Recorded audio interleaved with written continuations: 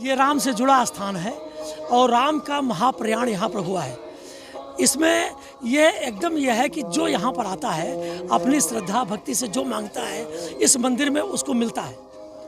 आज तक जिन्होंने जो भी कुछ दर्शन किया है भगवान राम के बारे में, जो भी कुछ पाया है वो इस मंदिर से पाया है। मंदिर में दर्शन करने का कोई शुल्क नहीं है, मंदिर में किसी प्रकार कोई चढ़ावा नहीं है, कोई बार्गेनिंग नहीं होती। घाट पर हर प्रकार के चीज़ें खाने की मिलती हैं और ईश्वर की ऐसी कृपा है कि यहाँ पर सरजू नदी एक बार ज़रूर आकर के राम का दर्शन करने ऊपर तक आती है। दोस्तों आप देख रहे हैं मंदिर का नज़ारा, गुप्तार घाट के सामने का मंदिर स्क्रीन पे आप इस समय देख रहे हैं। शाम का समय, सूर्य देवता पूरी तरह अस्त हो चुके हैं लगभग। स्थित मंदिर में भगवान सीताराम के मंदिर में है और हम आपको अंदर ले चल रहे हैं। भगवान राम के दर्शन कराएंगे। भगवान सीताराम की अद्भुत प्रतिमा विराजित है यहाँ पर और पुजारी जी से जानेंगे मंदिर के महत्व के बारे में, मंदिर की स्थापना, प्राचीनता, पौराणिकता के बारे में। तो बने रहिए हमारे साथ और देखते रहिए ओल्ड गोल्ड टॉक यहाँ पे। और आप भव्य दर्शन कर पा रहे हैं इस समय स्क्रीन पे। भगवान राम, माँ सीता, लक्ष्मण जी और हनुमान जी भी साथ में विराजित हैं यहाँ पे। दिव्य स्वरूप अलौकिक दर्शन आपको मिल रहे हैं स्क्रीन पे इस समय। जय जय श्री राम। आइए मिलते हैं पुजारी जी से और जानते हैं मंदिर के महत्व के बारे में, कुछ बात करते हैं।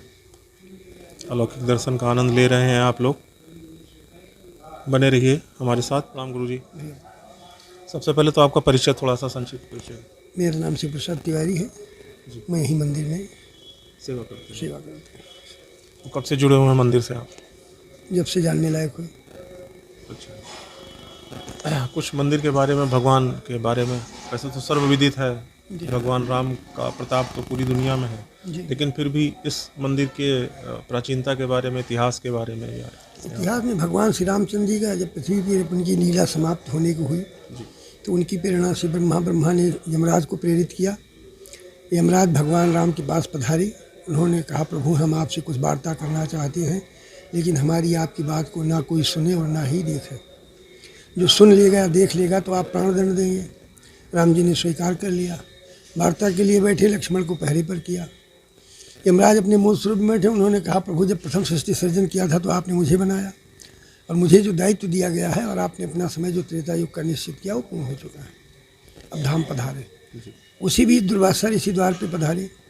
दुर्वासा ऋषि ने राम जी से मिलने की इच्छा जताई। लक्ष्मण जी ने कहा, अभी आज्ञा नहीं है। वो क्रोधित हो गए, बोले हम श्राप दे देंगे, पूरी अयोध्या नष्ट हो जाएगी।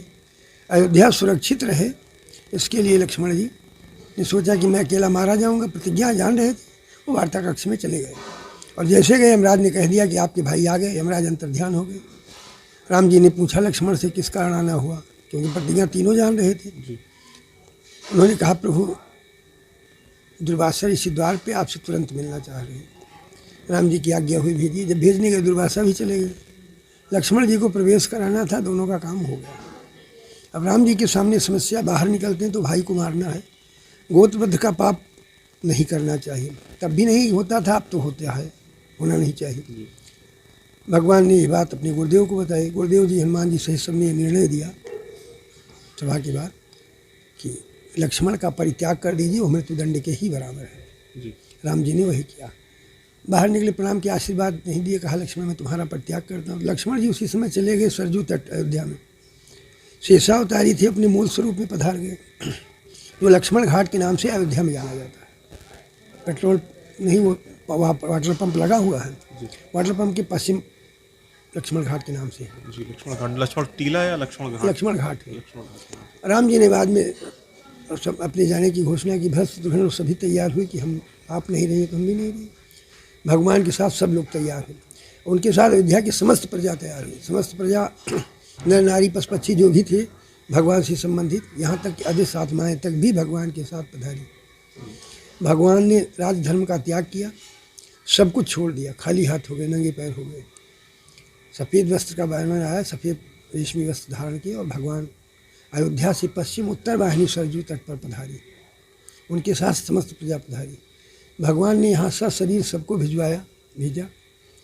भरत जी को अपने में समाहित किया। शिव जी ब्रह्मा जी से कहा जो शेष रहेंगे उनको भेज दीजिए। भगवान ने यह लीला शरद पूर्णिमा के दिन की। कार्तिक मास का यहाँ विशेष महात्म्य है। एक समय जो रखा गया था एक मास का, वो कार्तिक मास। कार्तिक मास में ऐसा वर्णन आया है कि इसके समान तीर्थ न है न होगा। यहाँ तीर्थराज प्रयाग भी कार्तिक में नित्य स्नान के लिए आते हैं। अद्भुत है इस स्थान की महत्ता। जी हाँ। और भगवान इसमें यहाँ भी लिखा है कि भगवान ने जब यहाँ अपने जाने की तैयारी में जी जी। तो भगवान 2 भुजा से थे। भगवान ने सरजू में डुबकी लगाई तो चतुर्भुज धारण करके अपने धाम को गए। 4 भुजा से भी पधारे थे। माँ की कृपा से वो 2 भुजाधारी हुए। जाते समय 2 भुजा से थे, लेकिन जब स्वरूप बदला चतुर्भुज स्वरूप में अपने धाम को गए। तो इसका शुद्ध नाम है गोप्रतार। अब ये गुप्तार घाट के नाम से बोलचाल की भाषा में गुप्तार हो गया है। गोप्रतार घाट नाम। हाँ, गोप्रतार। अब यहाँ पंडित जी इस मंदिर की स्थापना कब हुई, किसके द्वारा कराई? ये पुरातत्व के अनुसार, भारतीय पुरातत्व में पिछले साल आए थे जी। उनके अनुसार ये लगभग 500-550 वर्ष होना चाहिए। अच्छा। और ये राजा साहब अयोध्या का मंदिर है। और ये भगवान का जो अब स्वरूप आप देख रहे हैं, ये अंतिम दर्शन स्वरूप में है। भगवान ने यहाँ कुछ अस्त्र धारण नहीं किया, कुछ लिया नहीं, खाली आती है। और एक प्रेरणा भी है कि कैमरामैन से कहूँगा एक बार भगवान के दर्शन कराएं। एक प्रेरणा भी दिया कि भगवान ने प्रेरणा दी कि सबको अंत में खाली हाथ ही जाना है। और स्कंद पुराण में तो इसका यहाँ का महात्मा बताया गया, जैसे यहाँ पत्थर में लिखा हुआ है। इसको आप दिखा दीजिए उसमें। तो इसमें तो सरजू जी का महात्मा इतना बताया कि गंगा जी में एक महीने जो गंगा जी में माघ अथवा कार्तिक में पुष्कर या प्रयाग में जो लोग स्नान करते हैं, 1 महीने का जो फल प्राप्त होता है वो यहाँ सरजू जी के दर्शन से प्राप्त होता है। तो ये पत्थर में है। इसमें कैमरामैन से कहूँगा कि दिखाने का कष्ट करें हमारे दर्शकों को।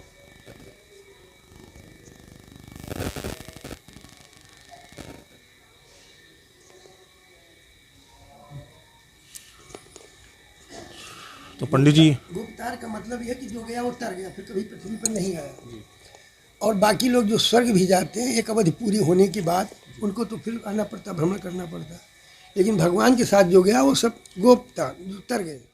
पंडित जी बहुत बहुत धन्यवाद आपको। बहुत ही प्रणाम, सादर प्रणाम आपको। हमारे दर्शकों को बहुत उत्तम जानकारी दी आपने, और बहुत से लोगों के भ्रम आपकी जानकारी से दूर हुए होंगे। तो बहुत बहुत आपको सादर प्रणाम।